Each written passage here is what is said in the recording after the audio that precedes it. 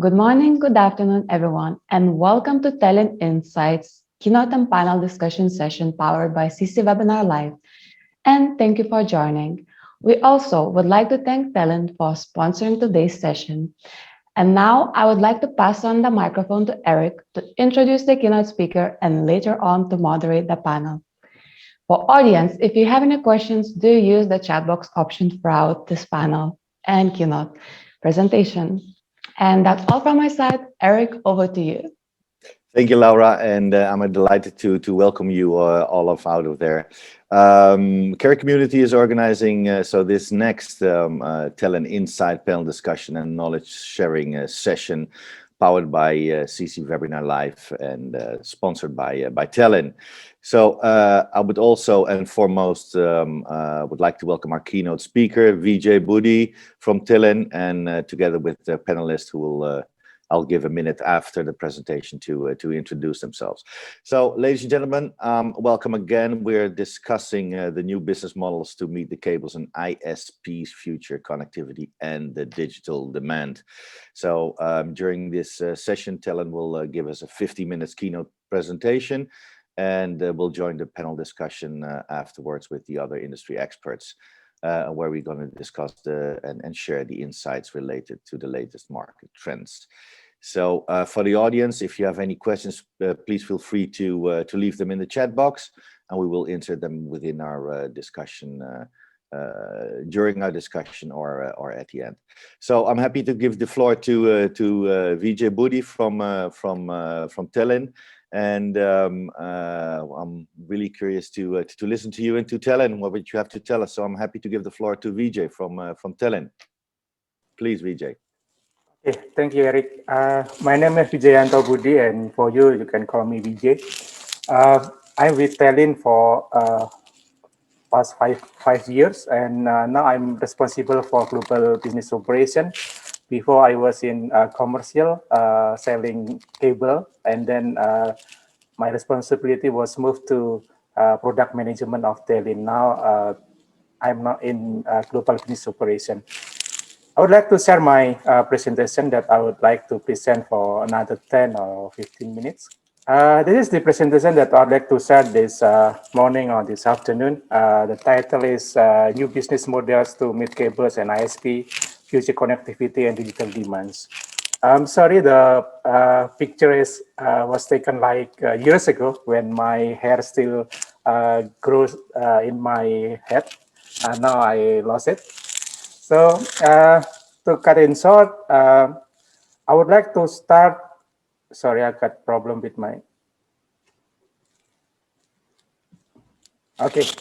I would like to start with Telin. Telin is the international business arm of PT Telkom.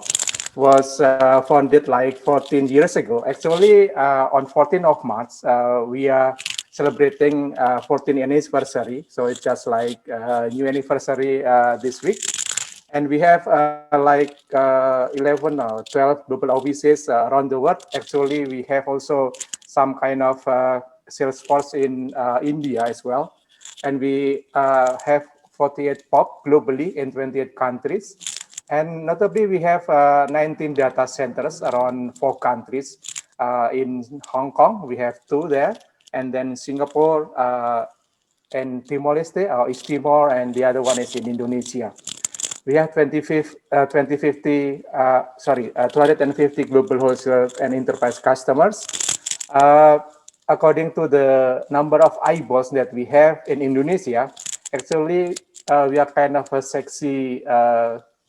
We have like 173 million of subscribers as a mobile. And we also have 8 million of high-speed fixed broadband internet subscribers. So we also maintain like 200 kilometers of submarine cables around the world. We carry along 14 terabits of global internet traffic from around the world to Indonesia and all around the world. And we rank number 2 in peering-based ranking. So that's about Telin. I would like to cut it short, and then I would like to start from the presentation. Actually, if you look at the presentation, then it reflects two different issues. First one is what we see now in business and connectivity business, what the gap of requirement that we are now and what the roadmap will be. Second thing is about the roadmap. After we saw that there is a gap, then we think what the roadmap will be in the future. I think that the presentation will focus on two kind of areas. First one,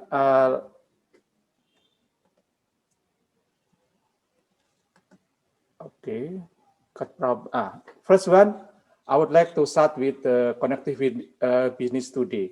I would like to share about three different aspects that characterize the connectivity business today. First one on flexibility and control. If we are talking about flexibility, then we need to talk about business model. The business model that we have now is quite rigid. Actually, we can divide into two different business models. First one is IRU, and the other one is lease.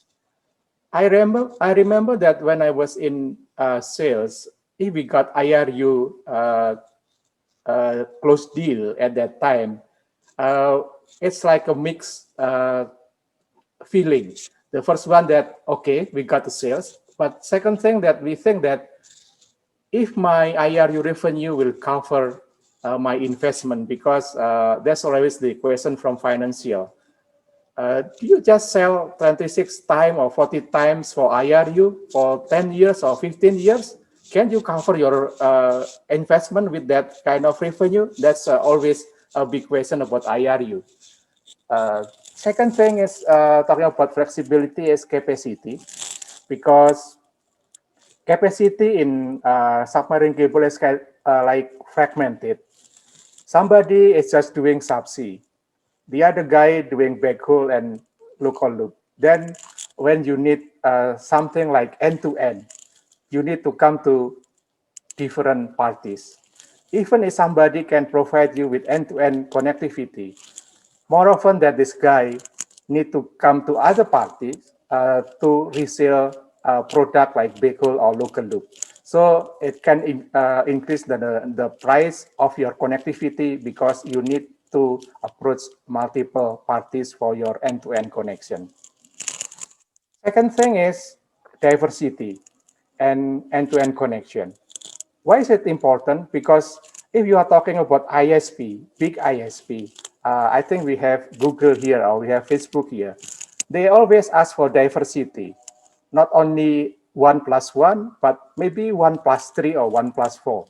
I happen to negotiate with big ISPs from global.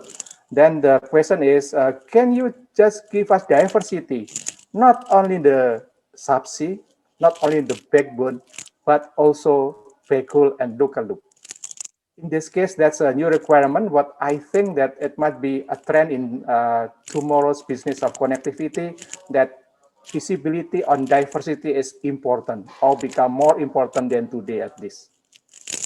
The last thing about flexibility and control is on scheme.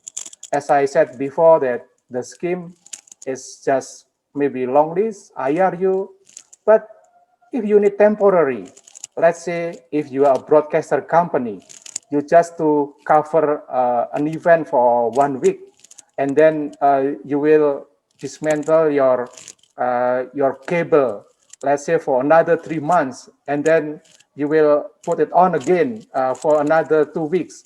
It's difficult because most of the business model, most of the scheme that you have is just lease.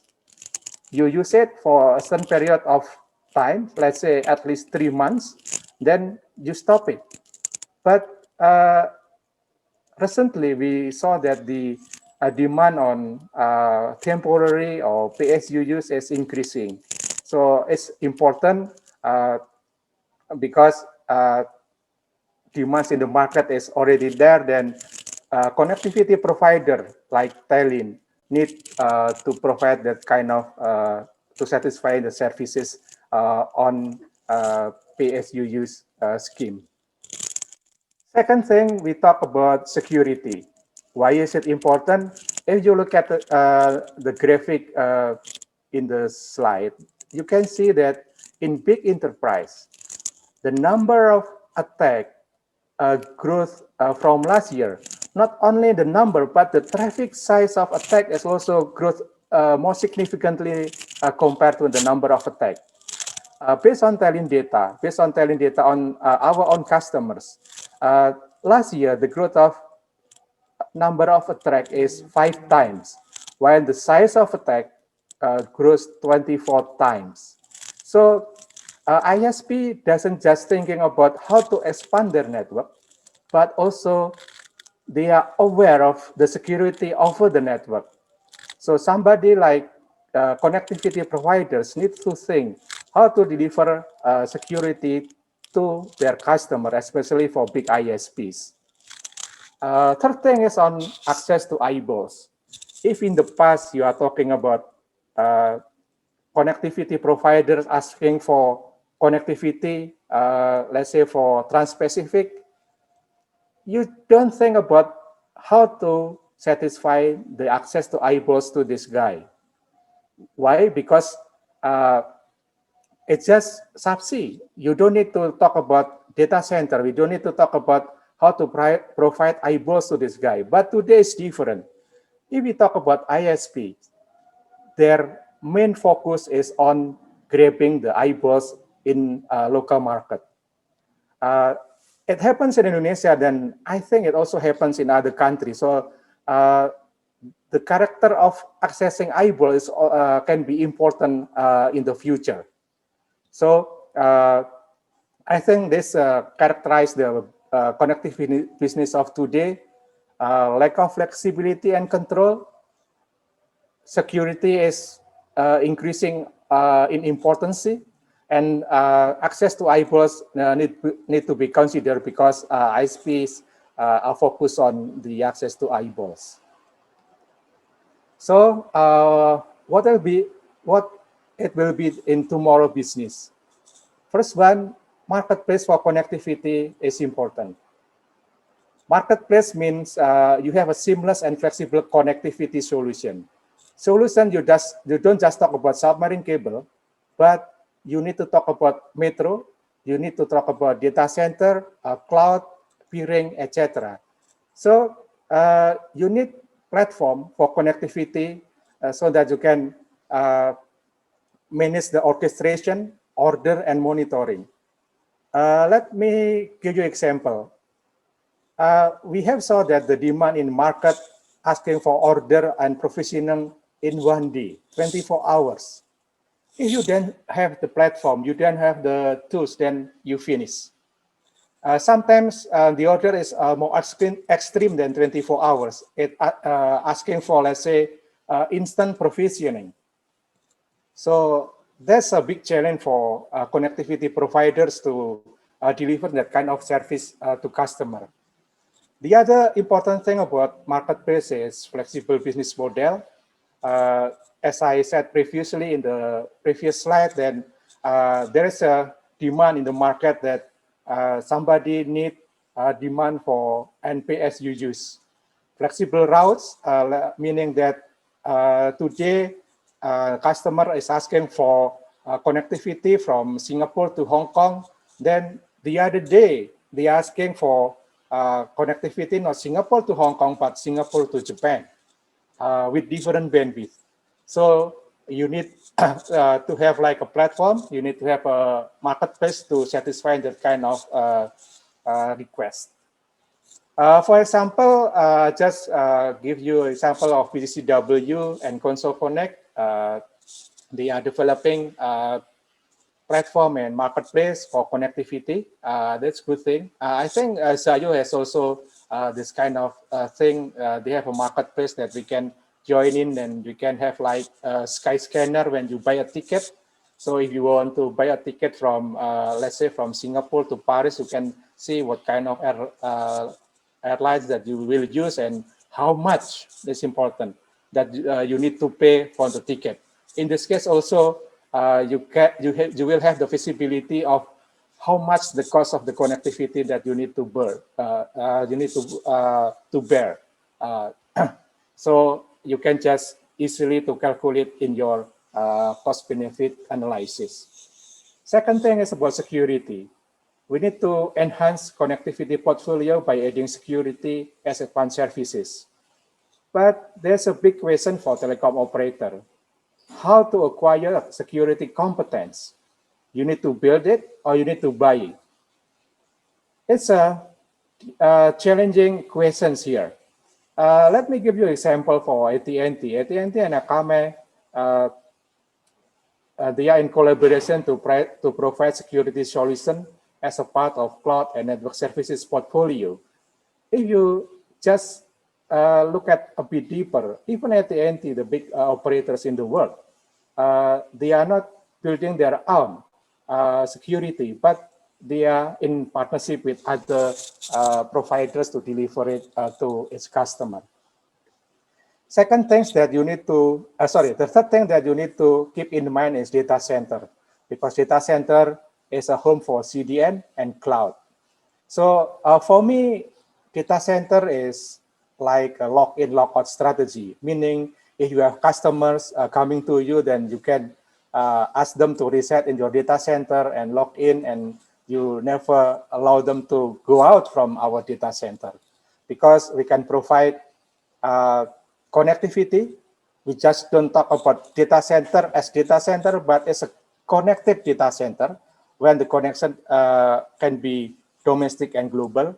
A data center that can provide our customer with eyeballs, the best eyeballs, so that they will stay in our premises and we have cooperation with them together. The third thing is about the accelerating new cable development to address high bandwidth demand. As you know, the pandemic has created new demand in connectivity because application on hungry bandwidth emerges. Also that the pandemic has created offshore rather than onshore, meaning that if you don't come to the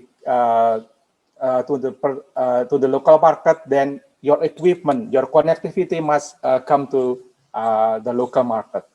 That's why data center is a key central if we are talking about connectivity business of tomorrow.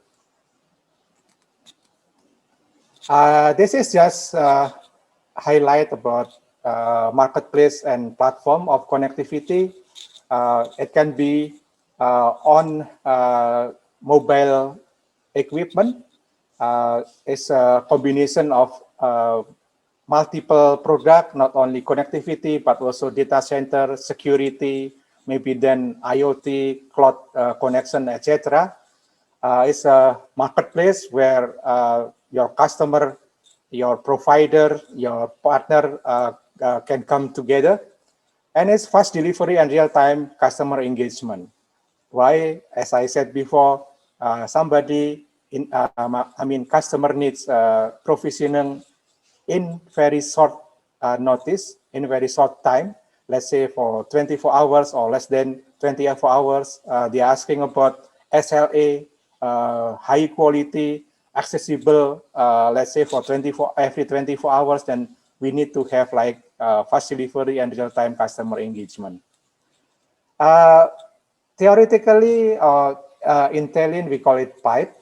4 P's. The first P is pipe, is building seamless infrastructure and robust connectivity, not only subsea, but also backhaul and also local loop. Second thing is platform. We develop a fleet bandwidth for connectivity orchestration. The name of orchestration is important. And then portal, because it's accessible in portal for order and monitoring. Partnership is important because we would like to develop marketplace where digital players or ISPs, cloud providers, cable operators, customer like enterprise comes together in the same place and process. It looks easier if you look at the marketplace, but the process is important because it's different, totally different with the process that you have now. You need to have a new process to have the marketplace to run. This is security. for Telin itself, we don't develop our own, we don't build, but we in partnership with a number of providers. Why number of providers? Because we need to make it sure that it covers layer of protection starting from network into application layers. We need to make sure that the protection cover global and domestic coverage, and we need to make it sure that it's reliable and scalable. Meaning, if somebody like big customer asking for security, we can provide it. But in the meantime, is like small medium enterprise, just a small company need for security, then we can still accommodate their requests, because the request can be different, the price can be different as well. So that's why we have multiple partnership with a number of security providers in order to deliver security in the right segment and in the right place. I think we come to the last presentation, last slide. This is the data center that we have. Actually, we have in Singapore. The big one is Telin 3. There's a big data center. We are now almost running out of capacity. Almost 80% of the capacity is already consumed by customer.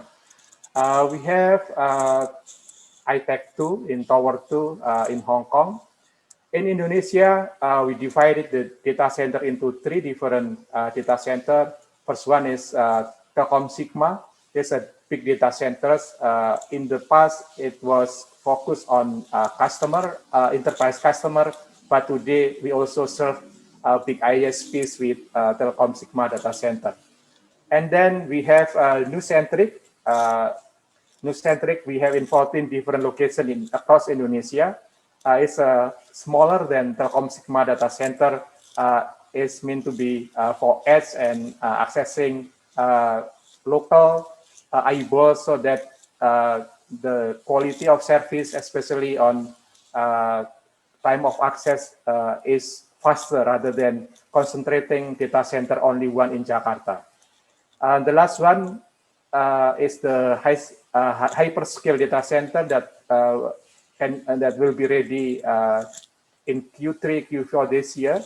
There's a real big data center for ISPs that they can provide cloud in this data center. So I think that concludes my presentation, Eric. So get back to you again. Thank you, Vijay, and thank you for sharing this this valuable information with us and the audience outside. Now I'm quickly checking if you're if we getting some questions on the chat box, which is actually none. So Vijay, it has been very clear what you've been telling us. So that's congratulations on that one. Now I have a quick question for you. What has been in the total process and for your complete, let's say, business proposition, what has been the most difficult part to integrate within your within your process? But what has been the toughest one from all the elements you mentioned? Okay, so I think there are 2, Eric. First one is the external. As I said before, in the past we only concentrate on subsea. We don't think about backhaul in Hong Kong. We don't think about how to provide local loop in the Philippines. Then when customer comes to us asking for end-to-end connectivity in particular area in Hong Kong, then we need to talk with the providers in Hong Kong. It takes time. So the most difficult part is how to provide the service to customer end-to-end on time. That's the big question for us. That's for external. Internal as well, we have difficulties because if you talk about telecom, then it's a big company, it's a group. So we have somebody who is responsible for, let's say, domestic, there are several, meaning one is for enterprise, the other one is wholesale. Sometimes we need to talk to them one by one, which one the appropriate channel for particular customers. That takes time as well. So if you are asking for what is the big challenge now is how to provide the service on time as requested by customers. Okay, thank you so much, Vijay. And as you all see, we have more people on the panel here, and let me give just a quick minute to MT Suen, Ricardo, Chris, and Jawhar to give a quick minute to introduce themselves, and then we can move on to the panel discussion. So Vijay, again, for you and Telin, thank you so much for sharing this your presentation and keynote speak with us. And MT Suen, welcome, and please take the floor to introduce yourself and your company, please, with us. Thank you. Okay, thank you. It is MT. Nice to meet you all here. I'm responsible for the global submarine network planning and the implementation for China Mobile. Yeah, I'm based in Hong Kong. Thank you. Okay, thank you so much. And let's move from Hong Kong to Singapore. Chris, welcome. Thank you, Eric. Thank you. My name is Chris Hampartsoumian. I'm based in Singapore, as Eric just said. I'm a customer engineer at Google, so at Google Cloud. So I work with a variety of customers, either taking their business globally or some of the global businesses coming into the region. So we're somewhere in the middle of course, we consume subsea and we have demand on the other side. So we see both sides of it. And we buy and we invest in cables as well, but we certainly we consume subsea bandwidth on behalf of our customers, and of course on behalf of the rest of Google, how we're moving all that data around. I'm sure we'll get to all that. Thanks, Eric. Absolutely, Chris, and thank you, and honored having you. So let's go to Europe now. Ricardo, Madrid, if I'm not mistaken. Thank you, Eric. I'm Ricardo Ferro. I work at Facebook in the Submarine Network Investment Area, EMEA region. Okay, thank you. And we'll stay in Europe and we go to Jawhar. Jawhar, welcome. Honored having you. Thank you. Thank you very much, Eric. So my name is Jawhar Jelassi. I am a solution consultant working for Telstra in the Paris office, and I am supporting our wholesale customers across the EMEA region. Thank you. Okay, thank you, and honored having you, Jawhar. And yes, Paris, beautiful city. Worked there for many years. So, guys, we are discussing actually the new business model to meet the cables and the ISPs, future connectivity and digital demand. So, just to bump in, we're talking about it, and we would like to get, let's say, an understanding of what do we currently see, how does the market look like, and can you give us an overview? And MT, if I may start with you, what do we see? What are the characteristics of the market situation today? Yeah.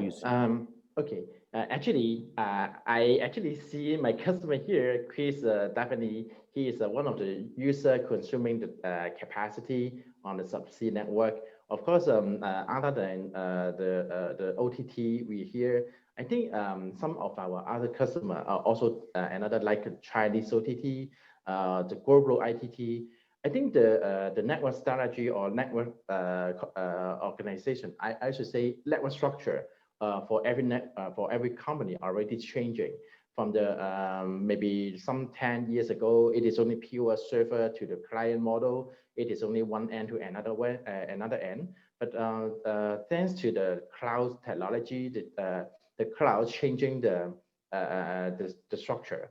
Now I think the cloud means your data will be storage in everywhere, in every data center, in every region. So the data between every data center will be has to be synchronization every time, from time to time, maybe in daytime, in nighttime. So because of the cloud technology or the structure of the cloud, it will be require a huge data connectivity between every data center in different regions. And also the local user, the local consumer will be accessing to the data center locally, maybe in the same region. For example, maybe for example, the Indonesian user, they will their data or their message going to access to the data center in Indonesia, maybe Singapore, and then some other data, maybe perhaps they will be going to access to another data center in Philippines or Hong Kong. But I think the user data for every transaction, they won't going to another region like US or Europe to access for their data. So for China Mobile, we are seeing this synergy, and also it is also the reason why we are going to building our global subsea network. We are building the cables in the APAC region for connecting to to those hub area like Hong Kong, Singapore, and Japan, and also extending our subsea project from Singapore through the Middle East and then going to Europe, and also we joined the True Africa project to accessing all of the area in the Africa and connecting to the multiple data center and make sure it is open. I think the open access for the new cable is quite important, Ricardo, right? Because the open access, it is able to allow as much as possible user to accessing the resources and interconnecting to their own cloud services in multiple regions. So I think it is something the ISP is looking forward to make sure that they are able to utilizing multiple connectivity, multiple in huge capacity and with different cable route for diversity. So I think it is something we expected. So I think we are quite in the same page with most of the OTT players. So that's why we are building for multiple subsea cables, even though in the same region, maybe we want to build more capacity, more fiber pair on each cable system. Yeah. Okay, thank you. Jawhar, also from an operator point of view, we would like to understand, let's say, your view on what we are currently seeing, you know, and especially on the digital demand and the connectivity. What do you see? Sure. So what we do know actually is that the demand for data is not dropping today, and we are not expecting it to decrease in the future. This was clearly a year of expansion. The demand for capacity has been massively growing during the past year. Is it due to the pandemic? Is it normal evolution of the internet? Probably a mix of both. But what we know is that during the crisis, we enabled people to work remotely, children to continue learning with homeschooling. But also we are seeing in the meantime, more people are around the world consuming more and more content services, from on-demand streaming to gaming and social media. At Telstra, during this fiscal year to date, so we are 3 to 4 months far from the end of the fiscal year, we have delivered to our customers 15 terabit of subsea capacity, new subsea capacity, and 16 terabit of terrestrial backhaul. That includes something around 100 gig Ethernet services, and we are continuing to receive new requests and new orders for 100 gig services. There has been clearly a significant increase this year of 100 gig services across the globe. We are noticing a real accelerated transition toward 100 gig capacity.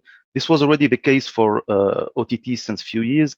Now we are seeing most of the ISPs upgrading their backbones from 10 gigs to 100 gigs on multiple routes, including intra-Asia and Trans-Pacific. And maybe one point interesting to mention here is that generally when we receive an order for a new 100 gig Ethernet private line, this will come automatically with a very short lead time to deliver. So it's not only about having additional capacity, it's also to be able to deliver quickly for immediate use of this capacity. Of course, all these have been possible thanks to the infrastructure, and a major part of this infrastructure is the submarine cable network. The submarine cable industry continues to expand as the demand for capacity is continuing to grow. Submarine cable systems clearly remain the primary path, the primary method of transporting internet traffic across the globe. because of their speed, capacity, security, and also pricing compared to other solutions like satellites. However, we know constructing a submarine cable network requires a massive and a significant amount of money. That's why the business model is really important, and financing a submarine cable system can be very complex and very challenging for the sponsors. No, absolutely. Thank you, Jawhar. So, Ricardo, from your point of view, I mean, you know, I can of course imagine that you know at Facebook you're quite a guy who's let's say sort of demanding in this industry. How do you see, let's say, the current situation? Well, what is from your point of view that you say, like, you know what? Okay, the digital demand and absolutely the connectivity around the world. Can you give us, let's say, your understanding of it and what we currently see?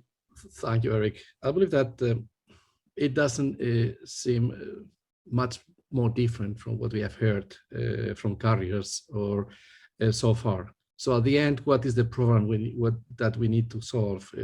If it is just to serve end customers or to serve your own applications, which are your internal customers, what we see is that the demand is for turning up more capacity at a faster pace, have flexibility in the network, because a new application might demand more capacity for yesterday, and to a new route that we had enabled so much capacity.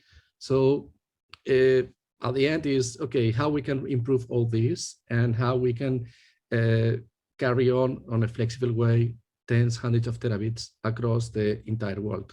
So this is the kind of problem that we are facing and we need to solve. And putting aside the scale of tens, hundreds of terabits, it is not different from what we have heard so far. So at the end, what it ends in, okay, you need to have a ground basic infrastructure that support all that growth. So that infrastructure has to be scalable. You need to have the right tools to activate capacity immediately. And this means that you need to invest as well in hardware. And as Jawhar mentioned, we need to do it in a cost-effective way, so the business model counts. So at the end, what I see is that all of us are on the same boat. It's clearly that there are common goals, that is develop a scalable, sustainable, worldwide infrastructure. Infrastructure that is critical, because without submarine cables, intercontinental connectivity, the internet would not exist, none of the cloud applications. And that means that we need to look at new partnership models to work together, co-investing and partnering, developing such infrastructure, because none of us can solve that problem by themselves. Okay, thank you. I mean, and I know in our panel discussion we'll move on to see what is needed and how can it be achieved. Let me still go back from to the previous submatter topic. So, Chris, can you characterize the current situation? What do you see, and maybe what does Google see? Yes, thank you, Eric. So we see that, as everyone said, growth, demand, increasing demand, increasing capacity. But actually, what's driving that, and what we see is transformation, transformation of business, and what people do and how they do it. I'll give you a few examples. Right? Why is there so much demand? A few areas that are driving demand that didn't exist a few years ago, and we have customers coming to us with huge needs. Esports, gaming. Tens of thousands, even millions of viewers, people watching people play other games, and it transcends geographic boundaries. Games made in Singapore are watched in Brazil, and of course that data has to get there. Entertainment, Netflix. It was just it's been Netflix for a few years, but now we've got Amazon, and now we've got Disney, and we've got Disney Hotstar, and they're all rolling out, and that video needs to move around the world, and everyone's consuming stuff.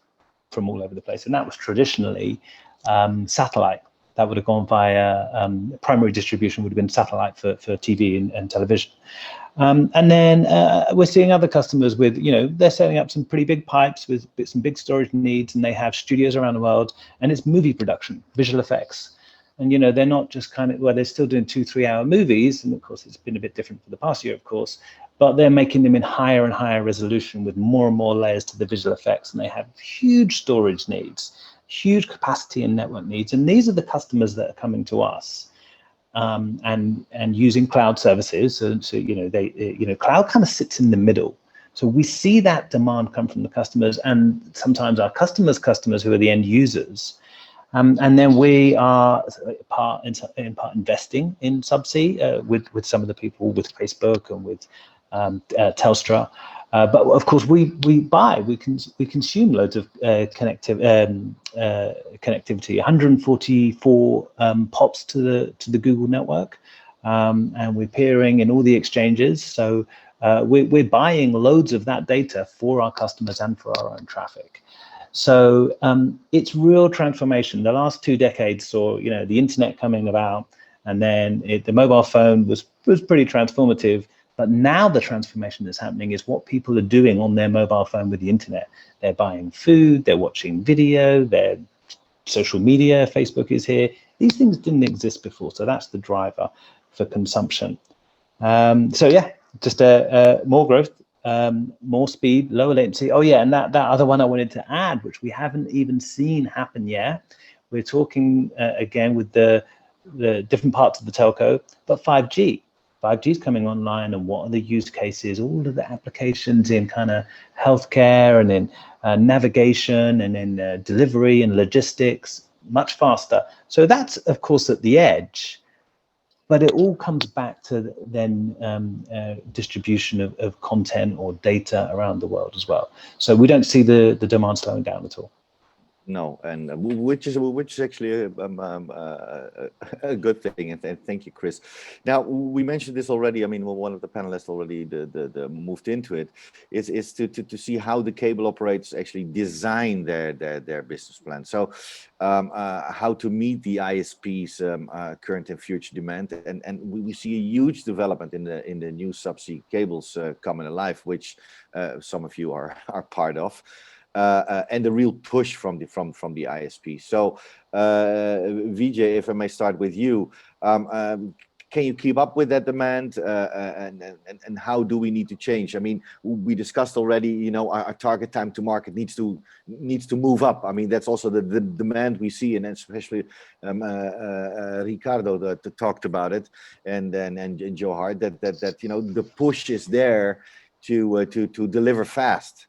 Although I think it's not only delivering fast, because it's not always non-complex to have also as well the top-notch quality of service in place. So how can we let's say meet the ISP let's say future demands? What can we do? What do we need to change?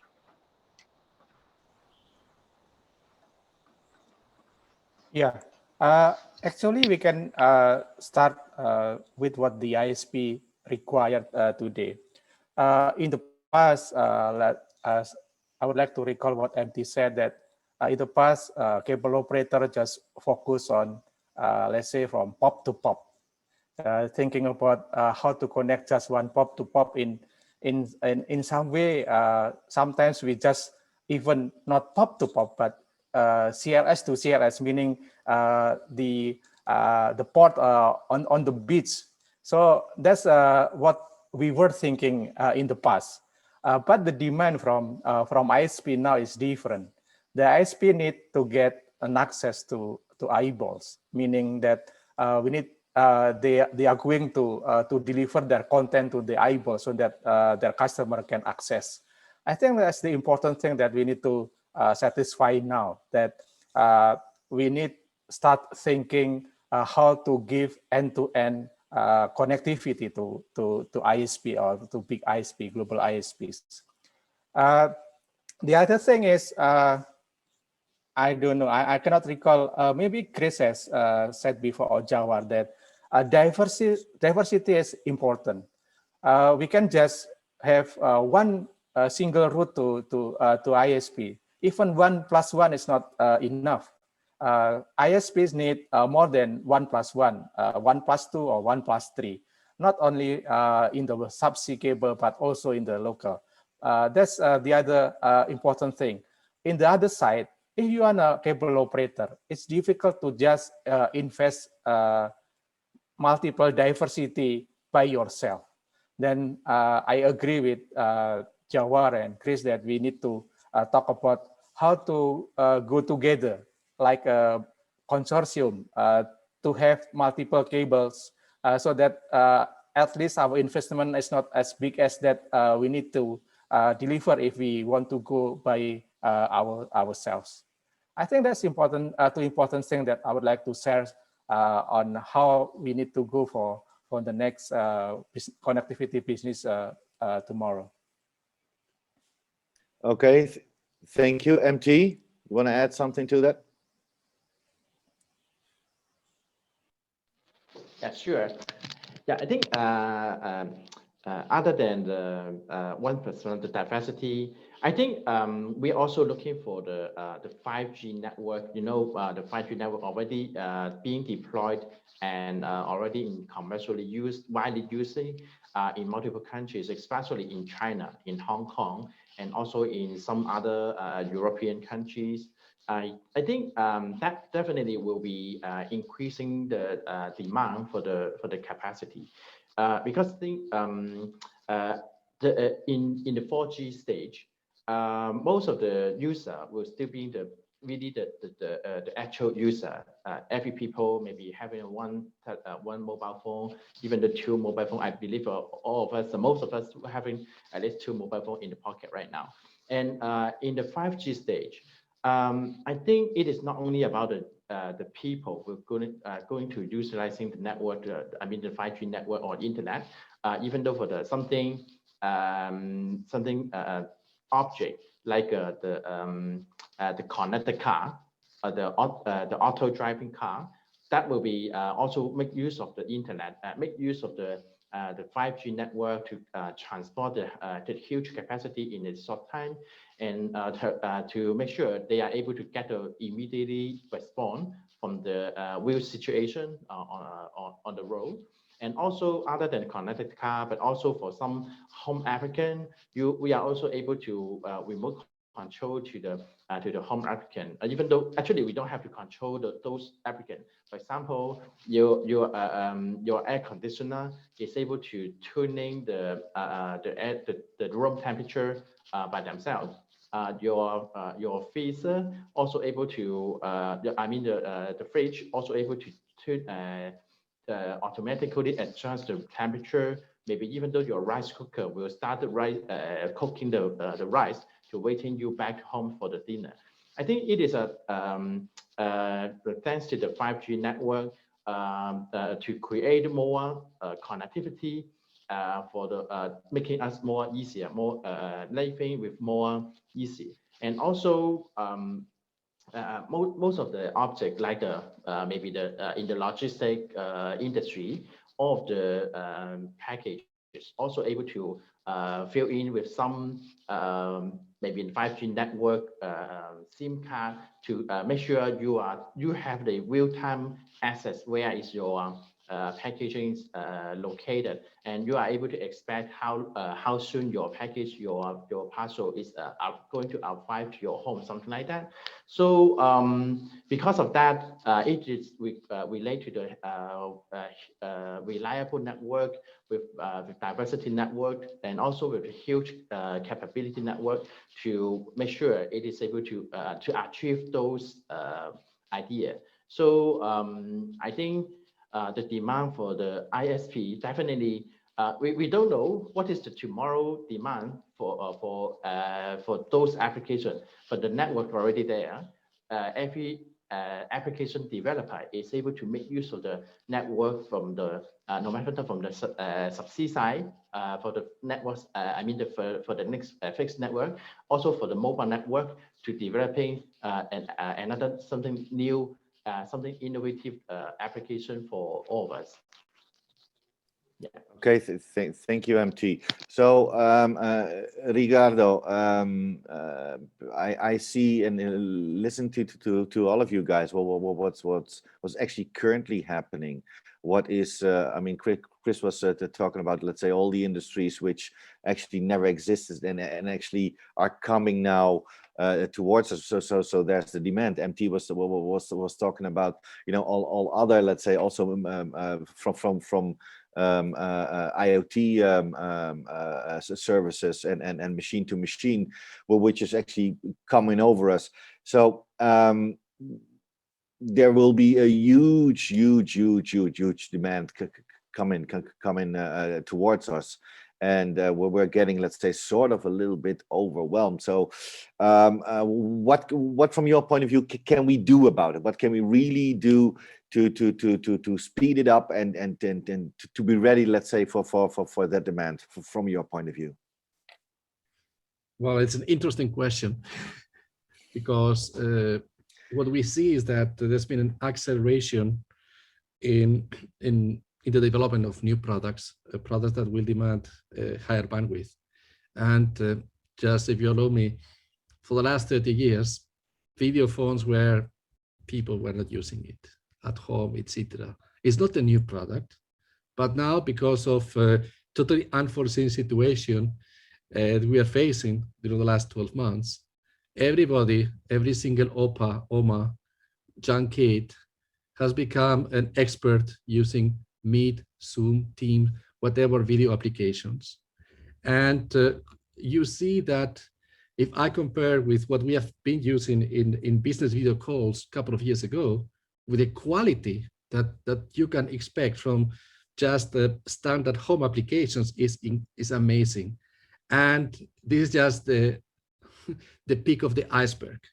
So when augmented reality, virtual reality applications will develop, you know, things like e-learning, someone in the middle of a small village virtually sitting at the same class, attending university as others, will make it affordable for those guys to access this quality education.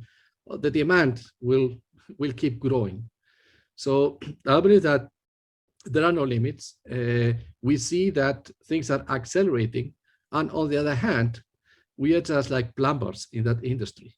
We just have to work with pipes, and building those pipes takes not 1 year, 2 years, in sometimes 3-5 years. So there are a lot of things that it would be great if we could work together to facilitate the development of that infrastructure, just starting from the permitting side. You know, governments are now realizing about the criticality of getting international connectivity. All the governments in the world are talking about digital transformation of their economies. But if for landing a cable, it takes you 3 years to get the permit,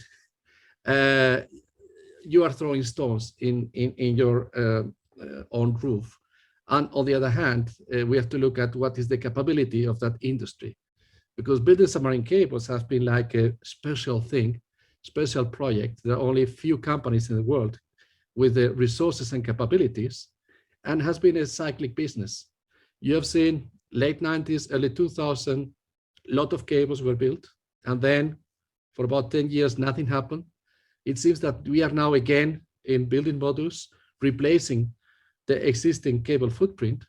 But the other thing, what we see is that the technology, the evolution of the technology is accelerating, and systems that have been designed and put in service 5 years ago, they are close to be obsolete in 3 years. Whereas before, a submarine cable was designed for 25 years, and we see some of them has lasted over 20 years. So I believe that it's not an easy answer, Eric.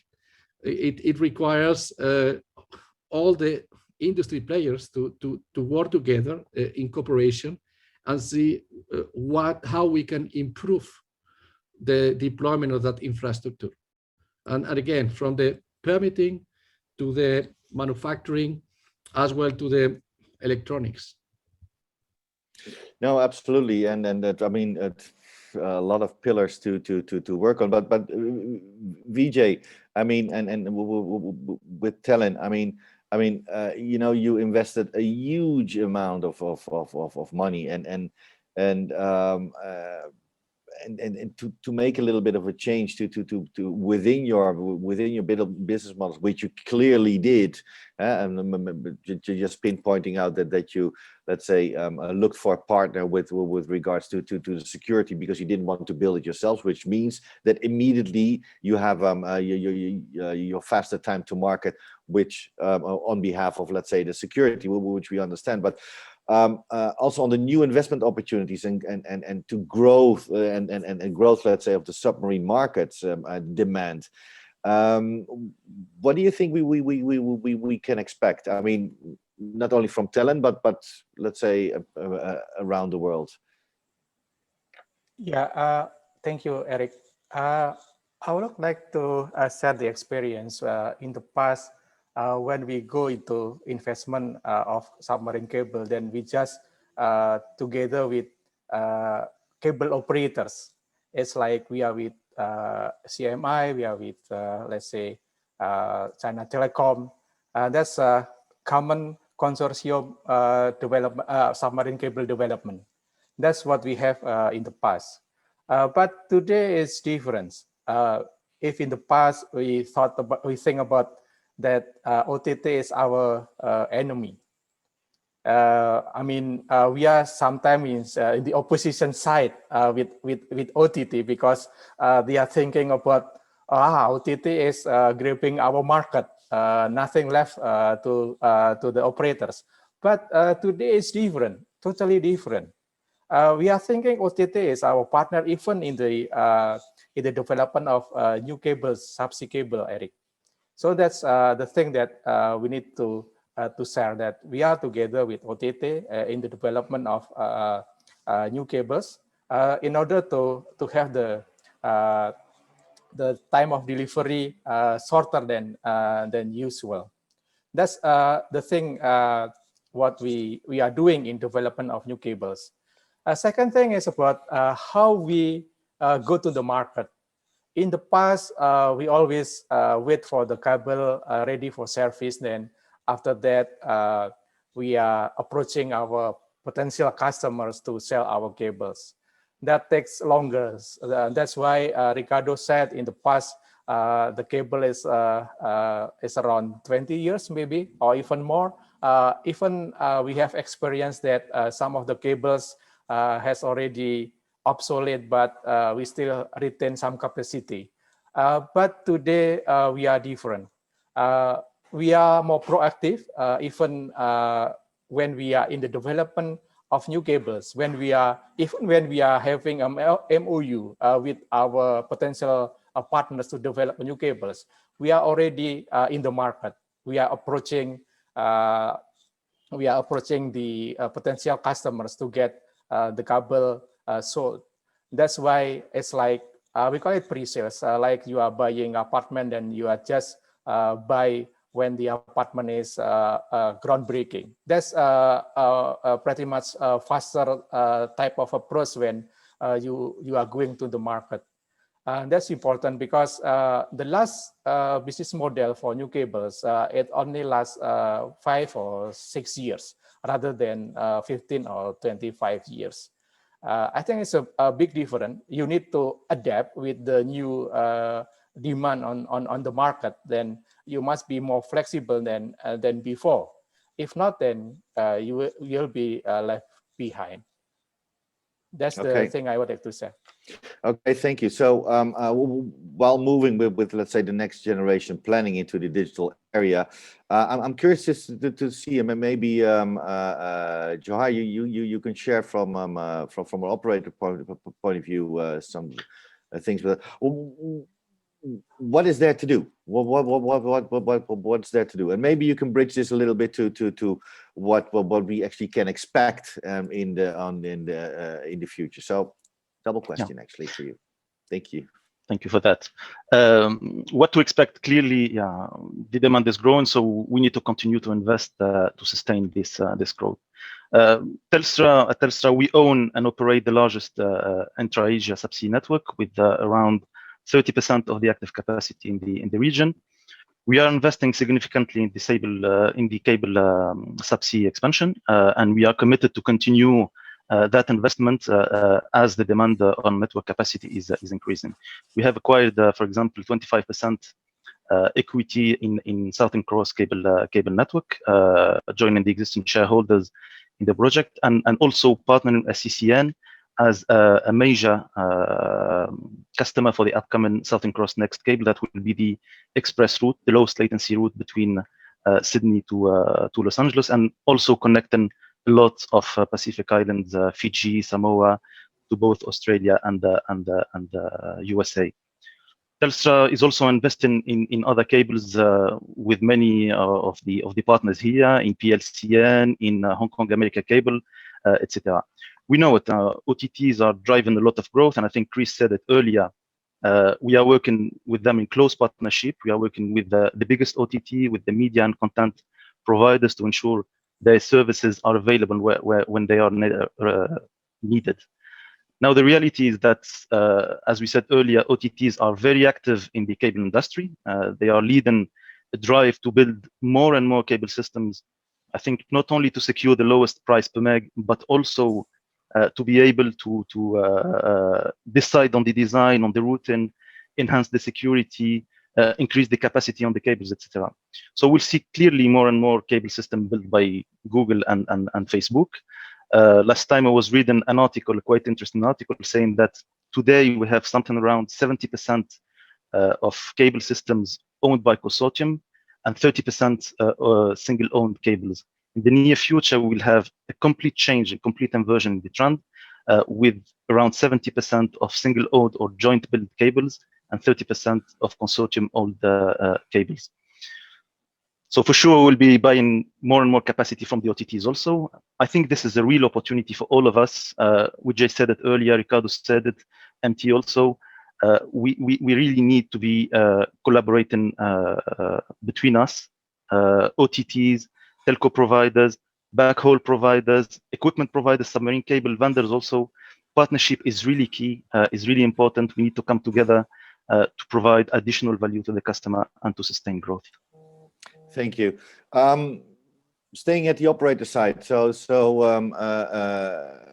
MT, what Jawhar is actually saying is that what we can expect is that guys like Ricardo and Chris are, let's say, eating a bit of your sandwich, because they will actually are currently investing far more than you guys are doing within by yourself or within your consortium, and because they are part of, they dictate in some ways even, let's say, the demand. So what is your answer as an operator on this one? Next to partnering, can we still get, let's say, a little bit of fight in the industry, or are we letting it just somebody eating our sandwich? Tell us, actually, come on. I don't think they are actually eating the sandwich, but actually, perhaps you can think they are eating the same sandwich, but however, the sandwich is getting bigger. So eventually, what we are eating is maybe not even less than before, even though we are having the biggest sandwich, and then everyone is able to eating the same sandwich, and also creating with multiple different style of the sandwich. And they are the also the cable player, but they are also the user. And actually, I would say that the OTT going to coming into the cable industry, also helping the cable development moving much more faster. I think we can actually just review last 10 years. Before 2010, when that time the OTT player not really participate too much on the cable system, but you can see in this stage, not too much cable being developed or being built because of most of the carrier or operator, we don't have the sufficient funding to building the cable system. So I think maybe it is also the reason why the OTT coming into the market. Okay, I don't want to be wait the operator to build a cable. why don't we build ourselves? I think, yeah, it is a very clear answer that actually the OTT helping to create a bigger sandwich and different type of the sandwich, right? Thank you, MT. So, Chris, you have deeper pockets. You have far deeper pockets, and you don't want to wait. And you actually sometimes want to cooperate, but sometimes you say, you know what, guys? We'll just invest ourselves. We have deeper pockets. We'll just go for it. So, tell us what can we expect, and how do you make sure that even if you create, or with your content create, let's say, that the sandwich will be bigger with all the tomato ketchup, mayonnaise, and whatever sauce on it, and it will be just bigger and maybe more tastier. I mean, more diverse for sure, as you mentioned in your opening statement, Chris. But how will you make sure that you will not eat the bigger sandwich? I think that sandwich is getting so big, and I think why the OTTs and Google have gone into that, and it's so that we don't have to wait for that supply. And I think MT kind of summarized it quite well. It's like, and also a little bit of kind of technology innovation. So, you know, Google have done a lot with protocol optimization and, you know, applying different technologies, and also applying a different pace and a different recovery for cables as well. And part of that is because we don't want to wait for our own services, and our customers don't want to wait either. I'll give another example. VJ mentioned PCCW Console Connect. So before, if you wanted 10 gig from Europe to America, you know, last mile, different providers, set up, contracts, paperwork, sometime it will all be connected. With these kind of Console Connect type things, we call them software-defined WAN. You kind of get a switch port in the IX, and you can go anywhere. and that is what businesses expect now. They expect to get their 10 gig to another continent immediately. You know? One of the big things for the let's say the second half of this year, next year, will be wireless SD-WAN. I mean, that's what we all see coming, and we need to be prepared on this one. But thank you for pushing, Chris. Always keep us to push us. But please continue. Please continue. Sorry. So yeah, so if that's the expectation of the end users and the customers and the consumers of this bandwidth, we need to be there to provide it. So it's just to accelerate that delivery of the actual capacity. So, and that's why a lot of them are collaborations. And yeah, we've collaborated, I think, with nearly everyone on the call. Okay, thank you, Chris. So VJ, I'm seeing that we are actually over time already. We're running out of it. So some famous last words from you and from Telin on let's say, how do you see the future? What's there expect for us? What can we see coming? What are you seeing? I think two things, Eric. First one on supply side. If we are talking about supply side, then as we discussed this afternoon or this morning, then collaboration, partnership between operators and OTT is important. If not, then you cannot develop your own capacity by your own. You need somebody else to help you. You need somebody else to at least ease your investment. Yeah. If not, then all the burden will come to you. That's the first thing that I would like to learn for this discussion. Second thing, I would like to learn also from other wholesale market, which is voice and A2P SMS. The future of voice and A2P SMS will be platform and then marketplace. The other one is on the transaction model, which is they are start to using some kind of blockchain or distributed ledger. I think learning from these two on supply side and on the future of A2P and voice wholesale, I would like to say that collaboration is the most important thing that we need to have in the future. If not, then you will be left behind and you will be out of this connectivity business. Okay, thank you.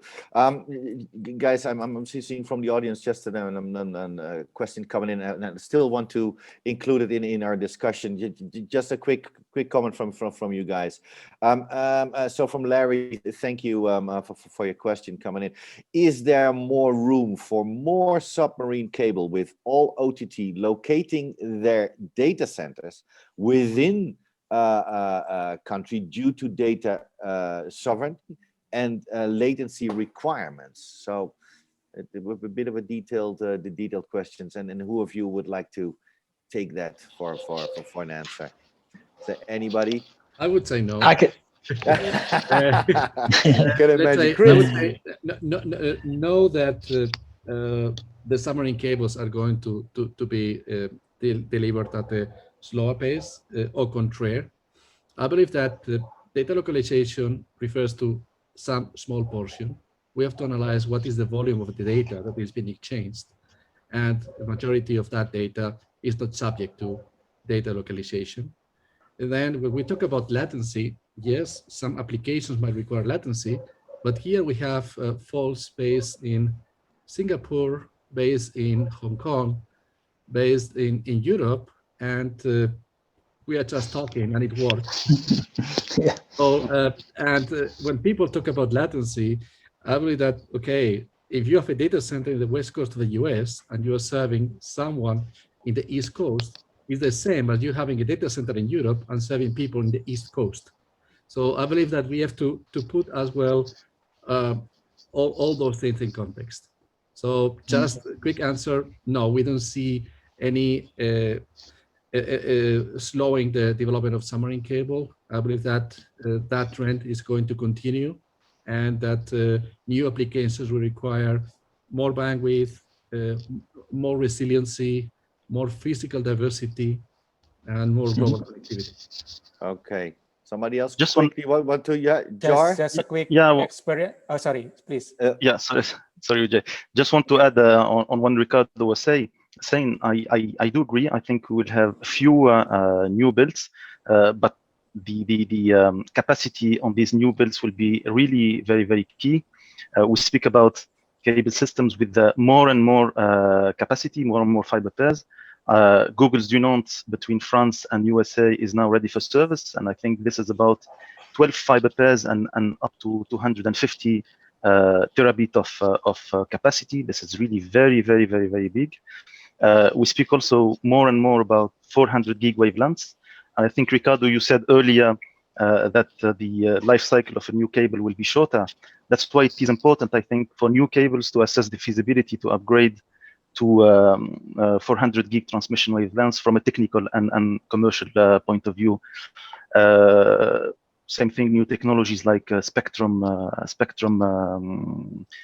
division multiplexing. And I think also something that will be popular in the near future will be the spectrum leads with activation on demand. That will be something really very popular in the future for the telco providers. Thank you, Jawhar. Vijay, you quickly wanted to? Yeah, just a quick thing, Eric. I just want to share an experience in Telin. We have a kind of rule of thumb. Every 100 peg you build in the local, then you need around 20 to 30% of global connectivity. Let's say, for example, we have Google, around 40% of our traffic, but until today, we are still discussing with them how to expand the global connectivity from Indonesia to other countries. That's why I still believe that there is a regulation on data protection, something like that, but still the global connectivity will thrive and grow faster. Great, thank you, Vijay. Chris, quick one, quick. We're running out of time. Yeah, the demand is growing for all of them, for data sovereignty, for latency, but also for subsea just as much. And I think Vijay summed that up nicely. At least 20% for whatever you deliver at the edge, which is going up exponentially, you've got to deliver at least 20% subsea. So continued demand. Okay. Thank you very much, and I would like to thank you all. So MT, Vijay, Jawhar, Ricardo, and Chris. It has been an honor of having you here at the panel. And Vijay, thank you so much for your knowledge sharing keynote presentation from yourself and Telin with us. So guys, if you agree, we have to cut it. Unfortunately, we could talk for another hour, which we do in the future. So stay tuned with Carrier Community, guys, because we'll be discussing the nice topics with you and for you. So again, MT, VJ, Jawhar, Ricardo, and Chris, thanks again. Thank you all out there. And I say ciao for now and give the word back to the studio in Berlin. Thank you so much, guys. Thank you. Au revoir.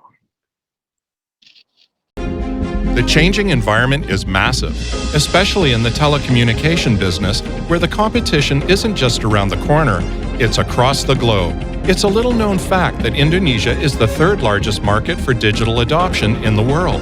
50% of Indonesia's 265 million strong population are on the internet, averaging 8 hours and 51 minutes online per day. People are longing for vast, seamless, and global communications.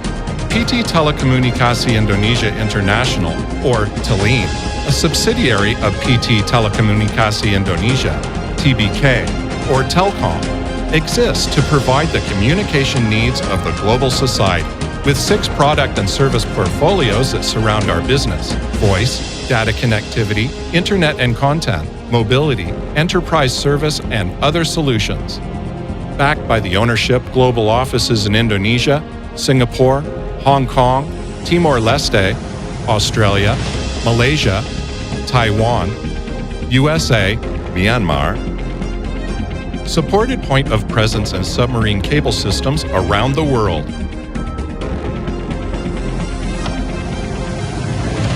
Nothing could express our appreciation to all stakeholders for the recognitions given to us along this journey. These commitments of Telin in global telecommunication is nothing but to commemorate the needs of high-quality services that have touched people's lives in social relationships, cultural and economic impacts. And therefore, through this spirit, we present to you Telin. Accelerate your digital expansion in Asia Pacific.